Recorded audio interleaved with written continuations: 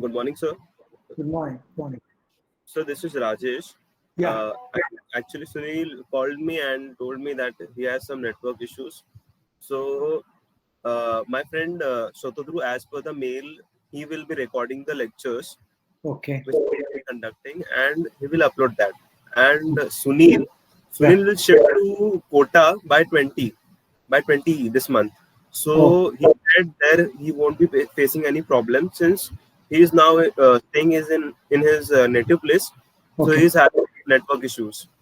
Okay. Okay. I said, okay, that's not an issue. You can, if you have any doubt, you can call sir. I Yeah. have forwarded your number to to everyone in my Yeah. class. Yeah. Good. Good. Good. Good. Yeah. Okay. So I see there are 30 people already here. Okay. The class would have. You can hear me, right? All of you? Yes, Yes, sir. sir. Yeah. Yes, Can you sir. hear me? Yeah. Yes, sir. So you can as just a practice. Most of the time we will keep our the video off, okay, so that there will be less problem with bandwidth, and also the microphone off most of the time. But whenever you want to, you can open up and talk, okay, discuss. That's one thing, and obviously we'll learn as we go along because there's going to be some issues with this. I'm also new to this, okay. Um, there are actually 25 master students and about 7 of the students from minors. Okay, so there will be total of 32 students in this course. Okay, so the minor students are from background like chemistry, chem-eng, and metallurgy. One of them is, I think, from Monash. Okay, so what we will try to do is, I know that right in the beginning, let me say that a very warm welcome to this online course. I'm not very happy with it the way it is because I wish to see people face to face. But sometimes, we have no choice. First thing is, I hope you are safe. All of you should be safe. That's more important than anything else. And the second thing is that we will try to make best out of what is available, what is possible right now. Okay. Now, the point I'm going to tell you is a few things. We will try to make it interactive. This course will be for 3 days in a week: Monday 8:30, Tuesday 9:30, and Thursday 10:30. So today is Tuesday 9:30. We are meeting. So the next class will be on Thursday. Yeah, on Thursday. Now we need to set a few more things because the way I am doing it right now is that I am booking a slot on Google Calendar, okay, with Google Meet. Okay, I'm booking a slot with Google Calendar. When I sent a mail to you through Moodle, all of you received it. You could receive it, right? So that would be a good mode of telling you what is going to come. Okay. Now the next thing is some of you wanted to be admitted in this. Okay. I assume that Google Suite is available on IIT, and with the SSO mode, you don't have to do VPN or whatever. So you can directly join. Okay, so then I hopefully may not have to admit you all the time. So admitting is also something which takes some amount of effort because you want to join a little later, then it'll pop up here saying that admit a student. Okay, so that's what I saw today. We'll try to see if we can streamline those things so that there will be continuity. Yes. Okay. Now somebody will record this anyway. Okay, we'll have some names. We'll discuss that. Maybe I'll share that also on the Moodle with you. And if you miss out at any point of time because of connectivity, because of other reasons, you can go back and look at it. All right. So most of it will be uploaded on the Moodle. Okay. As long as they are not heavy videos. If they are, then I'll connect a link. I'll just put up a link on the Moodle so that you can go to the link, and it will be in the probably Google Drive. Okay. Somewhere on the drive. So it's easy that Moodle is not overloaded. Is that fine? Okay, so this is what we will do as a part of this course. Now, since this course is going to be online, evaluation will be an issue. Okay, how to evaluate your performance will be an issue. So what I plan to do I said this before, but since there are more students now, all of us are here. So I will tell you again is that I will give you assignments, probably once in 10 days, once in a week. Okay. And there will be a deadline for that.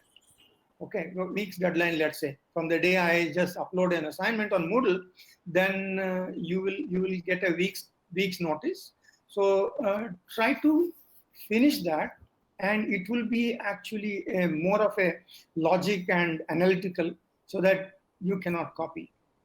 I try to make it that way that you cannot copy. You think your own answer and put up. Okay. So let me tell you this. Although I do this during regular courses as well, is that I don't too much worry about your grades, and you should also not worry too much about grades. Worry about what you learn from this course, and if that is the motivation, everything will be fine. But if you are doing it only for the grades, then there will be big problems. I can tell you that. Okay, because I don't want you to copy anything from anybody. You can discuss, share it, share with others your ideas, views. You can also call me up on my number anytime. Give me an SMS and say, look, in 10 minutes or 15 minutes, I want to give a call or whatever. Now, give some reasonable time and give a call, because sometimes I may be busy with something else. I may not be immediately able to attend. So at least if I have an SMS, I'll call you back. Yeah. So anytime you have a doubt, don't make it a habit to call for small things. You accumulate your doubts, at least for a day or two, and then clear questions so we can answer in a short period of time. You save your time on the mobile charge. I also save time. Yeah.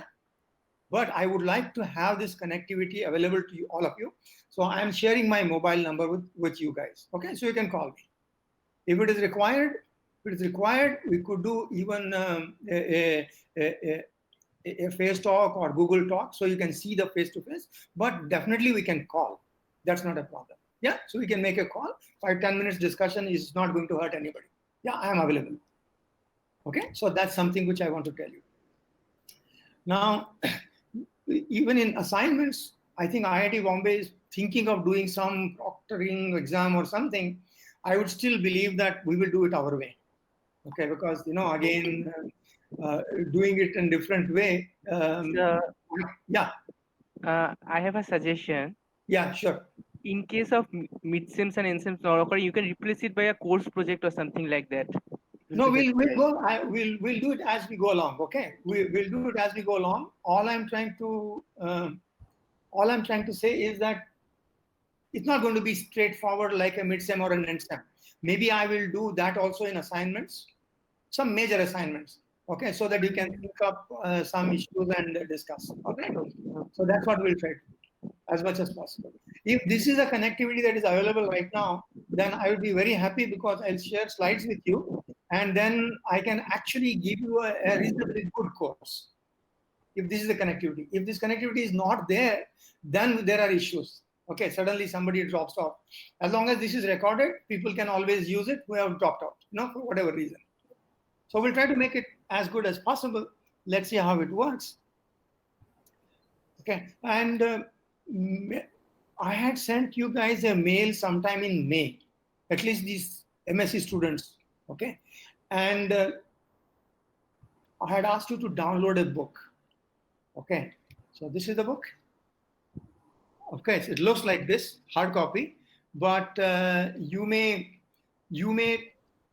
try to download it now, but I am sure it will be difficult because it's probably the time is out, and probably it was up to July 31st or something. Now you cannot download it. This is what I guess. Okay, because it was for COVID, there was a special, Springer offer that this book was freely downloadable for 2-3 months. So that's why I sent you a mail right away. So some of you may have downloaded it, and I think it will come with certain restrictions in terms of copyright, even when you have downloaded them. So you can share with others whoever don't have. But what I'll try to do is whatever I cover in this course, okay, the relevant chapters I can upload on the Moodle. Okay, just the relevant chapters for people who have not been able to download for whatever reason. Okay, I'll upload those chapters so that you have a little more detailed ability to read those things. Okay, and those chapters obviously are not going to be looking as nice as on the standard book. book PDF, because these will be preprints that I am going to download. I'm going to upload, because I'm not supposed to upload the final version. So copyright issues, right? So I will upload those which are probably preprints. They're as good, but probably not formatted, or the previous version, basically, which is the author's version, my own version. So I will have them. I will share with them. Of course, there will be a lot more than this. Okay. So Sir, yeah. Actually, as per the discussion of yesterday, I have the person those didn't have from MSCs the book, I have shared with them. Good. So as long as you do it discreetly for your own personal, is fine. Absolutely no problem. Do this for batch, no problem. I think I have no issues. Because once the Springer has allowed you to download freely, you should be able to share it. But it might come with some restrictions. I don't know what they are, because I have not downloaded myself, because I have my own copy. Yeah. Okay. So please take a look at that, because we are being from IIT system. I think we should respect copyright laws. Okay, we should do a lot of everything that we do should be ethical, and honor code is very important for us. We should respect the honor code. Whatever we do, including exams, assignments, everything, I think we should respect the honor code. See, why is it that MIT, Harvard, Princeton carry that name? Because there is an honor code for those students. That is the reason why IIT Bombay also has a reasonable name outside, because we have an honor code. When we say we're not going to copy, we don't copy, right? That you would have learned it your own way. Yeah. So I think as long as you imbibe that principle, I think we are fine. Okay, we are fine. So we'll work on that. So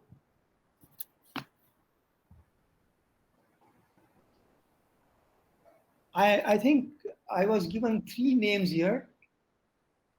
Manu Krishna will be interacting, right?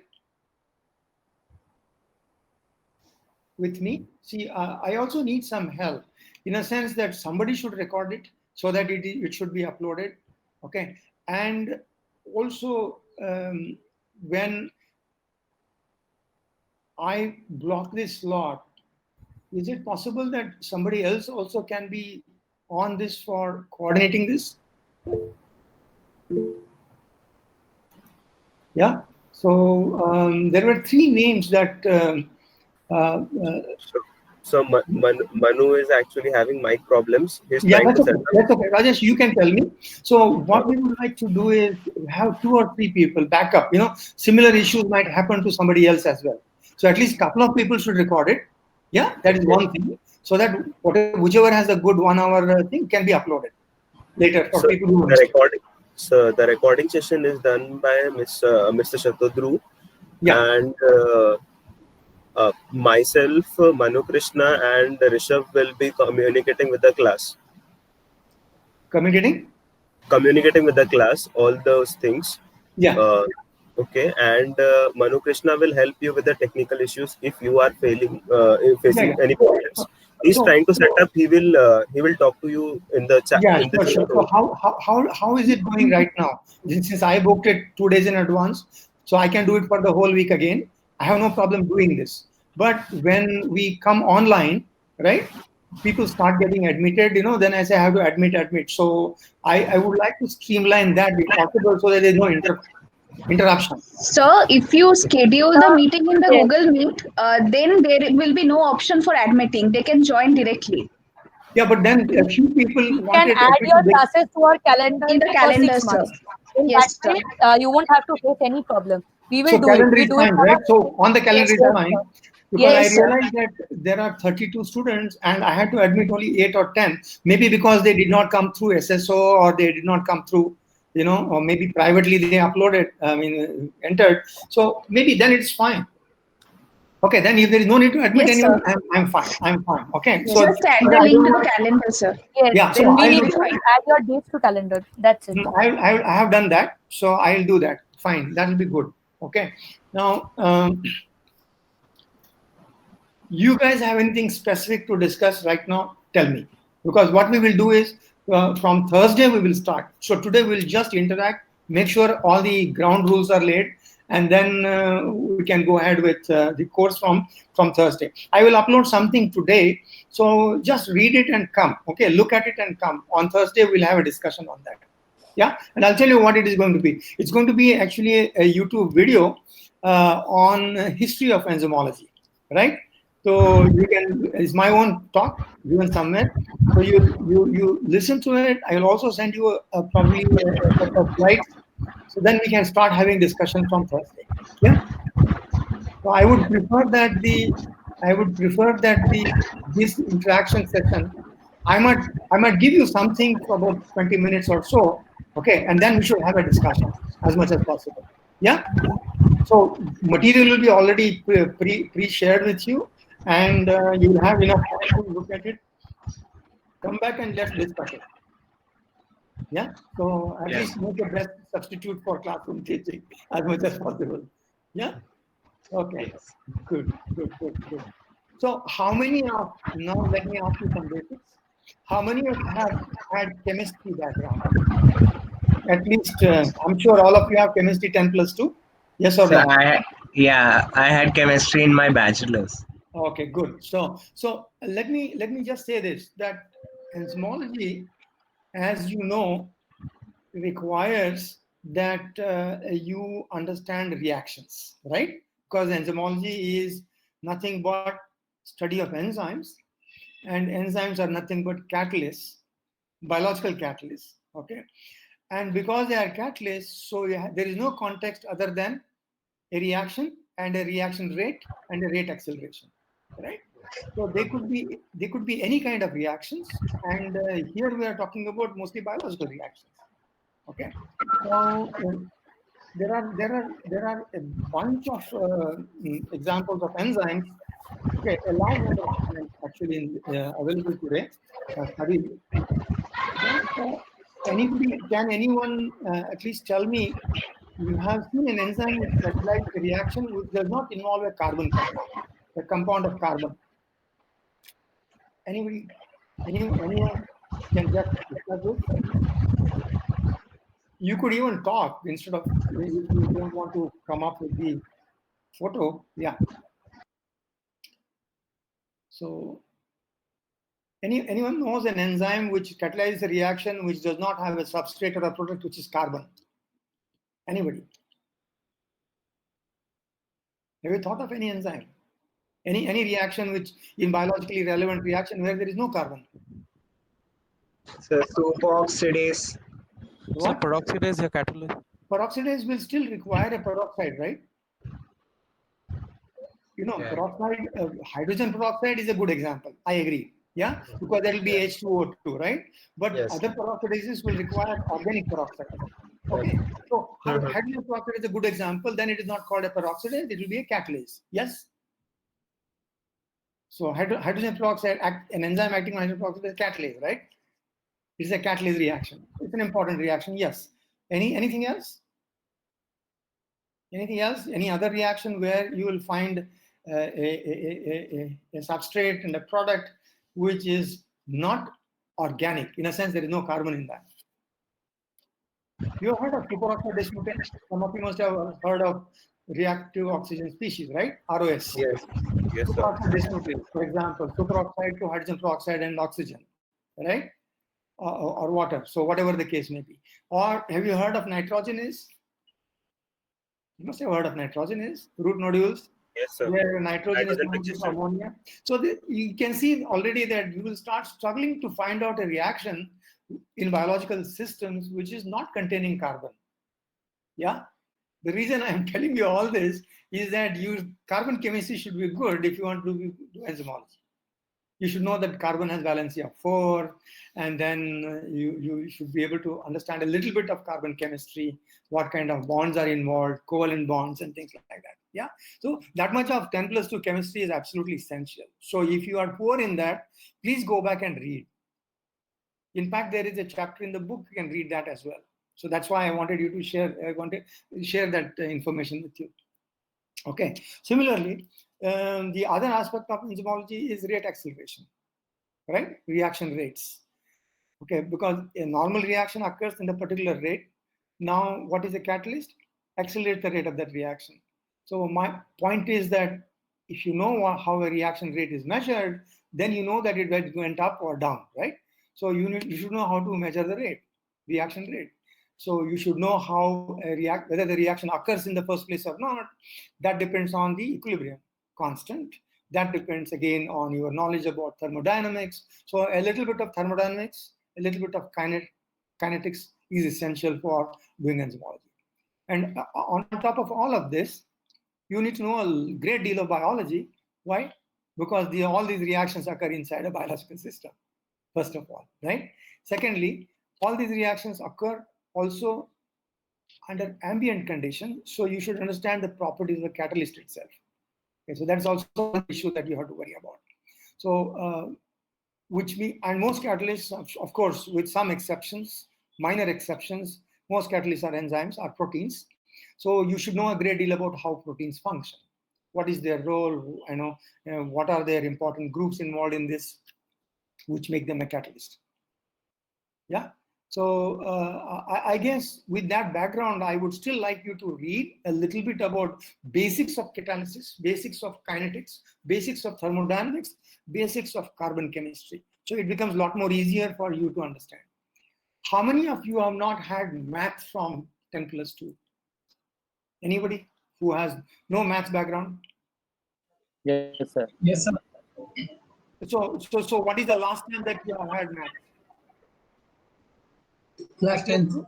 10th. Last Okay. time. So people who have had background only up to 10th might find it a little bit difficult, because enzymology, although it looks very abstract, it is not. Let me tell you. Okay. So the one thing I'll try to do by the end of this course is that to make you feel that it is not that it's all math as you see in some kinetics. What you need to know is a simple algebra. You know what a equation for a straight line is? Do you know? Oh, 10th also they teach you, right? What is the equation for a straight line? Y equals 10x. Y equal to mx plus c. Y equal to mx plus c, whatever, right? I mean, so some of these basic algebra is all that I'm expecting you to know. Okay, so if some of you have difficulty, step back a little bit, take a look at that. So we will not go to higher than that. I'll tell you why I will not go to higher. I can always make it look like a very mathematical course. I will not, simply because two reasons. One is I think we should get a broader feel for the course. So there is a lot more than just kinetics and thermodynamics. That's important, but there's a lot more to that. And secondly, most of the mathematics that is required for this is already available in the literature. So you want a rate equation, it's there. You want an equation for a particular enzyme, it is there. You want an equation for a particular inhibition, it is there. So the equations are already available. All that you need to understand by the end of this course is which equation to use. Is that clear? I'm sure most of you may not want to be doing enzymology later, but as long as you are doing biology, somewhere or other an enzyme will come up. Okay. In fact, you'll see that the great strides in molecular biology were made by Arthur Kornberg, who himself is a chemist and an enzymologist. He studied DNA polymerase. Of course, not 3. He studied DNA polymerase 1, right? Polymerase 1 is more for repair, although we think it is for DNA replication, but eventually we realize that polymerase 1 is for repair, DNA repair. Yeah. So I guess what I'm trying to tell you, as far as our interaction in this course is concerned, please read a little bit where you have found it difficult, and then get back to me by phone, or even otherwise send a mail as well. Regular mail also would do. Okay, or we could even discuss this on the Moodle itself. I think there is a facility available so that others can also see the question and the corresponding answer. So it could be done on the Moodle itself. Yeah, we could have some interaction session on the Moodle. I'm sure we'll learn as we go along. I'll also learn how to probably, respond to a number of people and one set of people and things like that. So we'll do that as we go along. Yeah, so I will share slides, and quite a few of these slides are also taken from the book itself. Okay, other than some general slides. So you should be able to go back at least for the next few days. Please refresh your 10 plus 2 chemistry, particularly those aspects of chemistry which are carbon, chemistry of carbon, covalent bond, non-covalent bond, ionic interactions and things like that. And 10 plus 2 chemistry, where you look at kinetics, first order, good enough. Zero and first order is good enough. We don't even want second order. I'm telling you this, okay? It will be good to know, but at least up to zero and first order reactions. And obviously thermodynamics. That is, the equilibrium constant. What is the meaning of equilibrium constant? Things like that. We can spend time on that ourselves, but I think that will cut into what you get covered, in depth on the course on enzymes. Instead, more of time will go on preparatory part of it. So that's why I want you to come back with some background preparation already done. Is that okay? Yes, sir. Yeah. Sir, would you be sharing your slides on Moodle? I actually, what I have done in the earlier part, I have taught this course for about 20, 25 times, all right? Now, what I have done before is that I have put the slides on the Moodle, because slides are not very heavy. Okay, so there is no, they are plain slides. There is no voice or there is no recording. Okay, they are plain slides. So that I will share with you.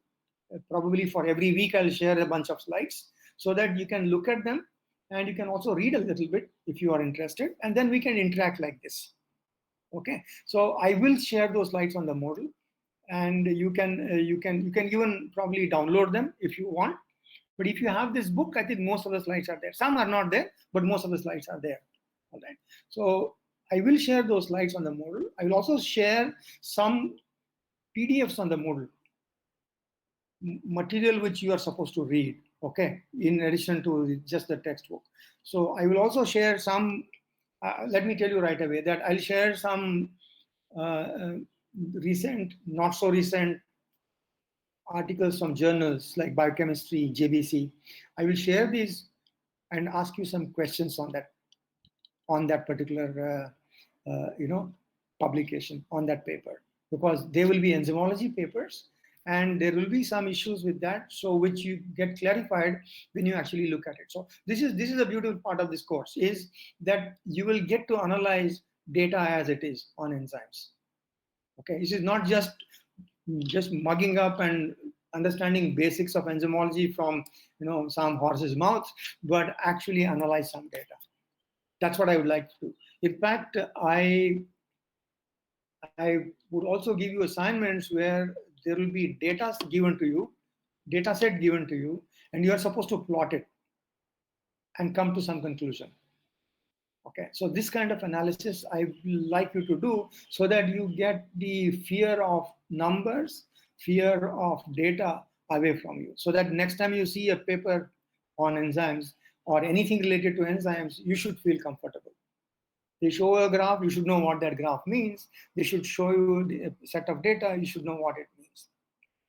Okay, and the other thing that I wanted to tell you as a part of this introductory discussion is that there are a number of reference books available in addition to what I have given you. Okay, you should not be narrowed down to only one book.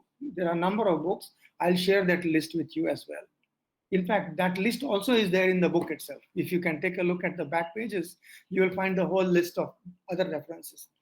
And I'm telling you this for a purpose. The purpose is the following. See, every person likes a particular kind of a book. So there are many textbooks of biochemistry, there are many textbooks of, let's say, molecular biology, but everybody does not like the same book. Somebody likes White and White, somebody likes Leninger, somebody likes Trier, you understand what I'm saying? So if that is the case, obviously you will also like different kinds of texts for your understanding. You may feel more comfortable reading one book than the other. So don't restrict to only this book. There are other textbooks available which are listed, so you can try them out. Some of them are also in open PDFs. Okay, so you can try them out. So there is no problem. Okay, I just wanted to tell you that. So there are other books. The only issue with enzymology is that, as I said clearly, there are two aspects to it. One is the organic chemical mechanism. The other one is the kinetic mechanism and thermodynamics. So there are textbooks which are based on one or the other. There are very few textbooks which marry these two. The organic chemistry part of the enzyme work as well as the physical chemistry part of the enzyme work. So that's where I think there are issues.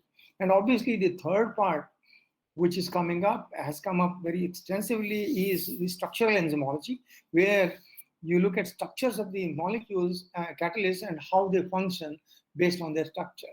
This is something very important, and I'm sure you are familiar that crystallography is very hot in an important area in this. Plus, you will also realize that more recently, probably as recent as 1 or 2 years, cryo microscopy has also become very important. And we have a colleague in the department now who is an expert in cryo electron microscopy. So, which also is contributing a lot to the understanding of how catalysts work. Okay, so that aspect of enzymology I may or may not cover, but we'll see how we go along. And I'm sure Professor Bhaumik must have taught you a course or two, yeah? So on when somebody studies structures of proteins, one is actually using some of the enzyme examples themselves. Sir, Professor Bhaumik hasn't taught this yet. Yeah, okay, so it will happen. But Yeah. in the meantime, what I normally used to do is to ask him to come and give 1 hour talk on structural enzymology.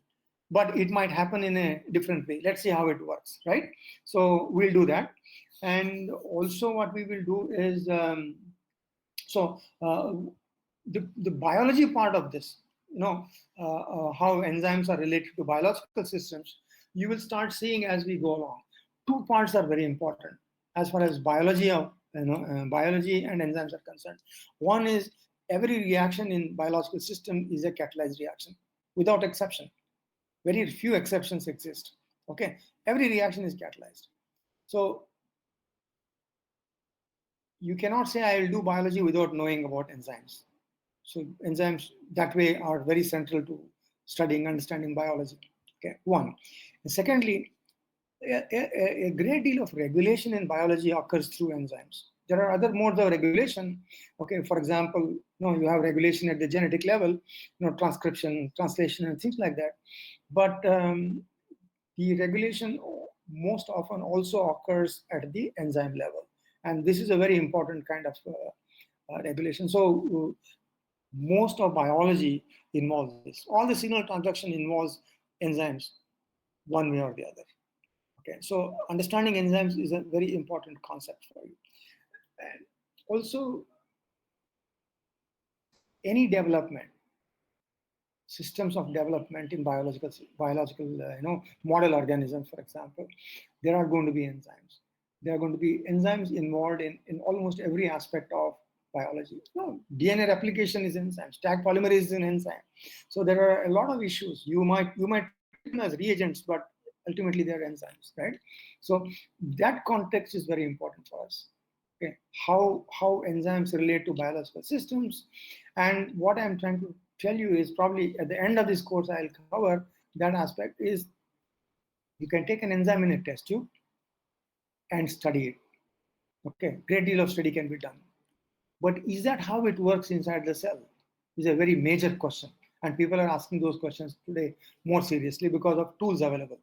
All right, if you study an enzyme in a test tube, if you study an enzyme in a test tube and scale it up, a lot of applied enzymology can be done in industries and things like that, which is one way of looking at enzymes.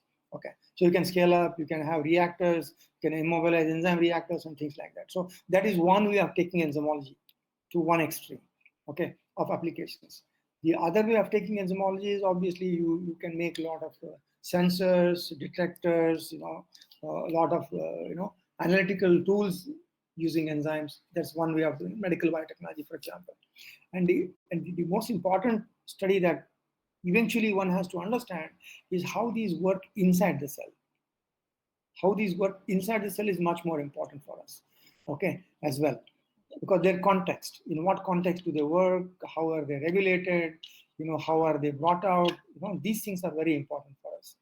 Okay, whether they are all the time, whether they are all the time active, or they are made active, or they are made inactive. These are kinds of things that we need to understand. What is the number of these enzymes?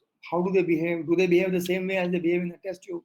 So something called in vivo enzymology is a very, very hot area. Okay, it's a very hot area, because you should be able to understand, you should be able to study, you should be able to study enzymes in situ, inside the cell, as and when it is actually functioning.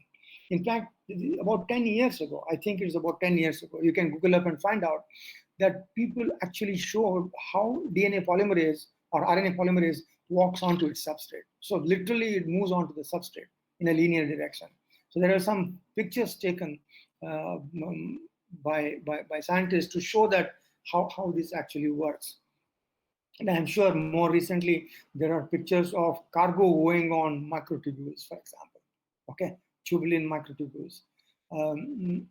Obviously, this cargo also requires energy, and that energy just does not get used just like that. It is through a catalyst that is used. There is a kinase. So there is an ATP hydrolysis or a GTP hydrolysis. So there are actually these kinds of motors that are actually also catalysts in some sense. There, catalysis is coupled to motion, physical, force generation. So at every stage, okay, the other thing that you can think of, I would like you to look up is, for example, last year itself, maybe just 1 year ago, just before I put this book through, it's not there in the book, is that enzymes are classified into 6 groups by Enzyme Commission. You might know, okay? But it turns out that just like motors, people have known this for a long time, that transporters, membrane transport, for example, is just like an enzyme. The only difference is in a transporter, the molecule is taken from one side to the other, and that is catalyzed. Whereas in enzymes, a reaction is catalyzed. Okay, so whatever you study about enzymes is directly applicable to membrane transport and transporters and pumps and things like that. So if there are pumps, then there will be ATP dependent pumps, so ATPases and things like that. So you will find that a great deal of understanding of enzymes also helps you to understand how pumps works, for example, how transport occurs, membrane transport occurs. So it's a very green area. So once you understand basics, you can apply to many of these fields. Yeah. So from that point of view, I think we will try to touch upon most basics so that you can take it from there and apply it to whichever field you are eventually going to specialize in or going to work in. Okay. So that's what we will try to do. In fact, just about a year ago, there are 6 enzyme classes. Okay, and they've increased that to 7 now. And actually, the 7th class is nothing but transporters. Pumps and transporters. Okay, so these are transporter molecules. Okay, so transport also is saturable. Transport also is a catalysis and things like that. So people are interested in enzymes from that point of view. So, in summary, what I would like to tell you today is that we find enzymology studied from the basic point of view, and even today people are understanding a great deal about enzymes. Okay, we have not understood everything yet. See, one of the best tests of whether you have understood everything about enzymes is to be able to make an enzyme. Can we make an enzyme today from scratch? I don't think we can still make an enzyme from scratch. We can modify an enzyme. We can make an enzyme like molecule, but it does not have the same finish as a good catalyst is, which is evolved over, let's say, 3 billion years ago, over 2-3 billion years. So enzymes are very well evolved over time to do their job. Okay. So I think the best way of understanding how an enzyme works is to actually build one. And I think we are getting there. We are trying to understand how enzymes work, but we are still not there to be able to make an enzyme. We can do a few things, but not the whole lot of things are not still in our hands. So as a part of synthetic biology, as a part of de novo design of enzymes, we are still some way to go. And that's why the basics of studying enzymes is still important for us. Of course, there are applications. Enzyme applications is a billion-dollar industry today. A lot of companies are involved, and a number of our students work in these industries. Okay, our own students work in this industry. So enzyme industry is a very big industry. There are both high value enzymes as well as low value enzymes. So high value enzymes, low volume, particularly the enzymes which are possibly as drugs and medical applications, whereas low value enzymes are high volume, like for starch industry, for sugar industry, for cellulose hydrolysis, lipid industry, and things like that. So enzymes cover a whole range of applications on one side. We'll spend a little bit of time on that, not too much. Just in the beginning, we'll spend some time. Then we'll stop there. But we'll spend a lot more time on understanding how enzymes actually function as catalysts. And at the end of this course, we'll come back. We'll come back and try to, again, look at in vivo enzymology. What is the difference between how we study in a test tube versus how actually it works inside? Look at a little bit of regulation, how enzymes are regulated, both in terms of time as well as in terms of quantity. Okay, in terms of quantity is not our botheration, because you have a molecular biology course where you will do all that, induction, repression, and things like that. But in terms of actual amount of enzyme, functional enzyme, there is also different kinds of regulations that we'll spend a little bit of time on. And lastly, before we close this course, I will give you a brief overview of where we stand in terms of where the enzymology is heading today, in terms of research and in terms of what are the frontiers of, let's say, enzymology, enzyme study. Okay, so we'll close with that. It's a green subject, and it has many ramifications. All I can say is that there are no enzymologists who are unemployed today, because almost every aspect of biology, one way or the other, you get into an enzyme. So you go to a clinic, you want to get your blood glucose done, people use an enzyme. You want to go to a clinic, you get some cholesterol measurements done, there is an enzyme which is used. You go any kind of antigen testing, there is a coupled assay, there is actually an enzyme involved in that, which will give you a readout. Okay, it is basically a ELISA or a equivalent of that. You go to an industry, you see a large number of enzymes being applied. So you go to a sensor, glucose sensor on a chip, there is another enzyme involved. So I think almost every aspect of biology, applied as well as basic, there are enzymes involved. Tag polymerase, for example, today we are doing COVID testing, right? You have RT-PCR, which is a test for this. I'm sure tons and tons of the polymerase is being used for all this testing. Just think of it: how much of enzyme will be used just to do these tests? This is polymerase. One or the other kind of polymerase is used. So we have a variety of possibilities that we can think of where enzymes come into play. Yeah. So I think I took about 40 minutes. So can we have some discussion as to what you think this course should be, so that we can also accordingly tailor it a little bit? I told you how I'm going to cover it. Okay, so these are the things that I'm going to cover. But I would like to know from you, is there something that I missed out or you would like me to emphasize on? Any of you, just open up and talk to me. Yeah. So you have been teaching this course for quite a while, and you are an expert yourself, and have covered most of the topics. So No. See, the thing is, with the time, requirements change. Okay, with the time, people have different priorities. I do appreciate that, because what I probably cover sometimes might sound archaic to you people. It may not be so. You might find that this is routine, this is traditional, or this is something which we may not require in our day-to-day activities. But what I have tried to do is to go to the core of this subject, so that it comes to you wherever you go. Okay, so but there are always issues like students would require something in a particular way, or they think that in today's context this makes more sense. Okay, and I think one should be amenable to making some changes. It's not that the course will be totally changed, but at least emphasis can change. Yeah, so I wouldn't mind doing a little bit of change. We have enough time. Okay, we have enough time because we're just beginning, and as I can see, since most of the material is going to be shared beforehand, okay, so there is no need for you to guys to take notes. In fact, half the time in the classroom goes in taking notes. So fortunately that will not be there now. Okay, because you will have material beforehand. Only question is that you need to spend time on reading it. So a little more time on reading, you will not get it directly from the class. Yeah, so that's what we will do from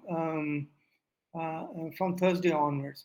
I have not tested out my presentation part of this, but maybe on Thursday we will test whether you can see what I present on slides is okay.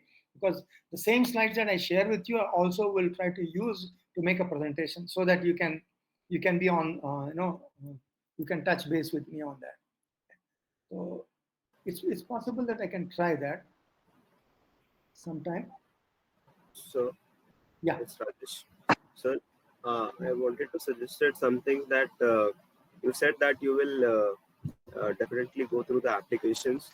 So, when you will be going through the applications, can you just tell us that you told us that we will be discussing about the sensors, detectors, immobilized enzymes, which have an industrial role, and some of us are interested in joining industries R&D team. So if means in what way we need to apply our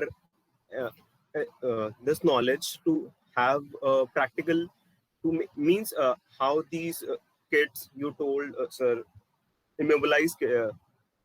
the Okay. kids which are I think I get your point. okay. Um, what what I can tell you is this: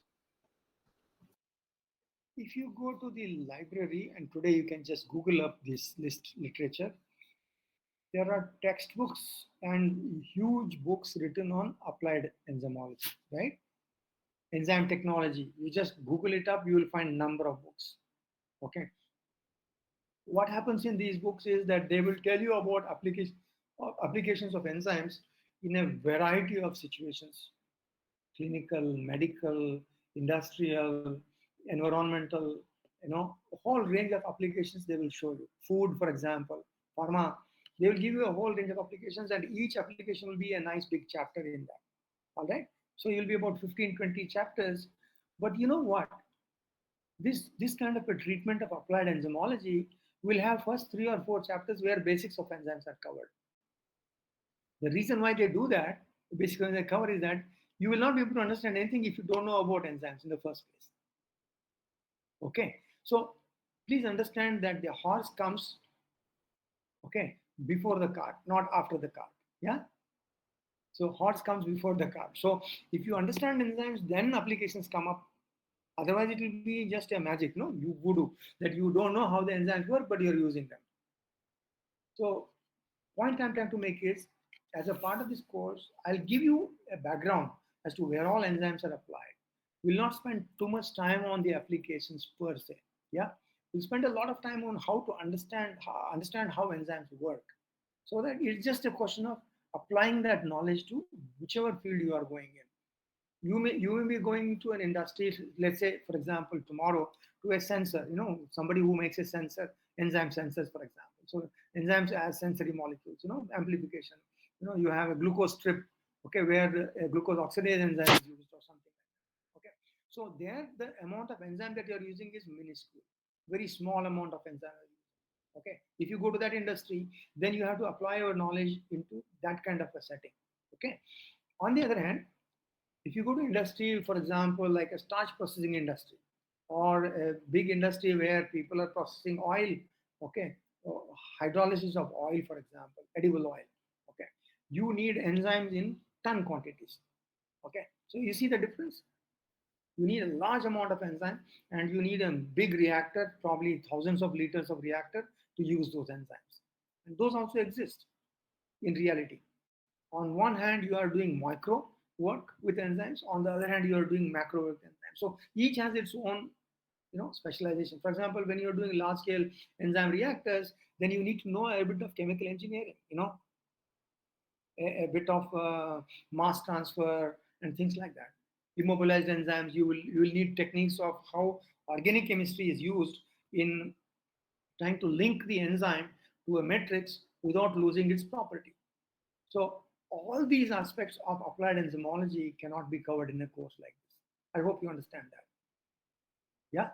So there are textbooks on each of these. Is that okay? Yes, sir. Thank Yeah. you. So, but I will definitely give you a flavor of it in the beginning itself, and then I'll say, look, you look for yourself all the more details. But if you have any questions on those, you can always welcome. You're always welcome to discuss with me. Whatever I know, I'll share. I'll discuss. I'll talk to you. Okay. But as a major focus of this course, we will try to do the basics of understanding how enzymes work, so that the fear of working with enzymes is gone at the end of the day. That's the goal on which I operate. That's the goal I operate for this course. So we'll do that as much as possible. Yeah. So anything else? Tell me. Hello. Yeah. So could you also cover enzymology aspect of COVID-19? Because it's really interesting. So there is actually not much. If you look at it that way, there is not much, because it is a RNA virus. So there has to be an RNA-dependent RNA polymerase, and probably a couple of proteases are involved. Okay, to process the code proteins, for example. Okay, so other than that, there is not much of course, the host biochemistry and enzymology is enormous. But as far as the virus is concerned, there is not so much. Yeah, why we are interested? Since you asked this question, let me tell you why are we interested in studying even these one or two enzymes of the coronavirus. Is we would like to see how different this enzyme is from the corresponding enzymes, if any, in the host. Why is that? It's because we would like to know, are there any Achilles heels? Are there any weak spots in this enzyme which we can exploit for making a drug? Okay. So what is a treatment, for example? Why is it that we can take penicillin without any problem? Think about it. Why is it that we can take penicillin without any problem? And penicillin or its derivatives are excellent drugs for us for antibacterial. Why? The reason is we don't have a peptidoglycan in any of our cells. Okay, so there is no target for penicillin in our body, whereas there is a target in every bacterium. So you see the discrimination. Okay, so that means the targets are in the pathogen, in the bacterium, but they are not in the host. So we are going to make a molecule which we call as a drug, which will hit the pathogen but not us. Otherwise, there will be a lot of side effects like cancer drugs, because a normal cell and a cancer cell is very similar. So you find a very narrow window of operation for your drug molecule, where that's why you have a lot of side effects of anti-cancer drugs, because normal cell also is very similar to cancer cell. On the other hand, if there is an enzyme or two, let's say RNA-dependent RNA polymerase in a virus, we would be able to actually block such. So to that extent, I think we are interested in enzymes of the virus. The similar kind of approach was taken for AIDS, for example. Not very different, AIDS virus, HIV. So there is a protease which is required. There is also a reverse transcriptase which is required there. So there are some targets which are unique to the virus or the pathogen which we can use. Okay. To that extent, I think enzymology is very important, because any drug development, more than I think 40% or more of the drugs in the industry market today, medical profession, drugs used, more than 40% are anti are against a particular enzyme. Okay, so they are enzyme inhibitors. So one aspect of our study as a part of this course we will do is look for enzyme inhibition, so that how to design inhibitors, for example. A large number of enzymologists are actually in the pharma industry. They are designing enzyme inhibitors, screening for enzyme inhibitors, and looking for unusual targets. So from that point of view, enzymes are important. So people are already studying a great deal about RNA-dependent RNA polymerase of the coronavirus. Yeah. So as a part of let's say enzyme inhibition, I might just give you that an example again. Let's see how it goes. Yeah. Anything else? Yeah. So what I would like to know is that as a part of this course, you will be here between 9:30 and 10:30. Do you have a course after this? Yes, sir. From 10:30 onwards. Yeah. So I think we need to restrict our time as well, no? So that's what I'm wondering how to do that. So that maybe we'll start on time from next time onwards quickly, Yes.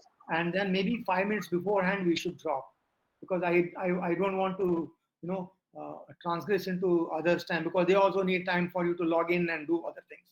So let's restrict it to, let's say, not full 55 minutes, maybe make it to only 45 minutes so that we have some flexibility. Okay? Yes. Yeah, because I don't want to transgress into somebody's. Already it is 10:30, so I think from next time onwards we will do that. So we will meet on Thursday at 10:30. Actually, it is 10:35, right? So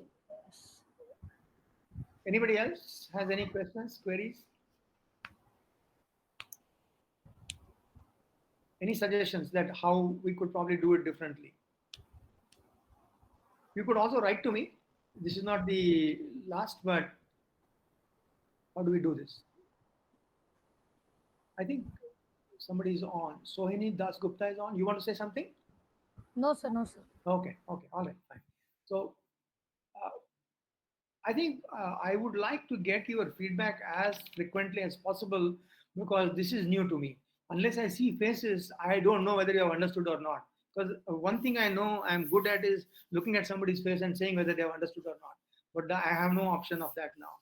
So you have to come up to and tell me that what I'm saying and what you have understood are right. So interaction on your side is very, very critical for me. Okay. Yes. So we'll meet on Thursday. I have booked it.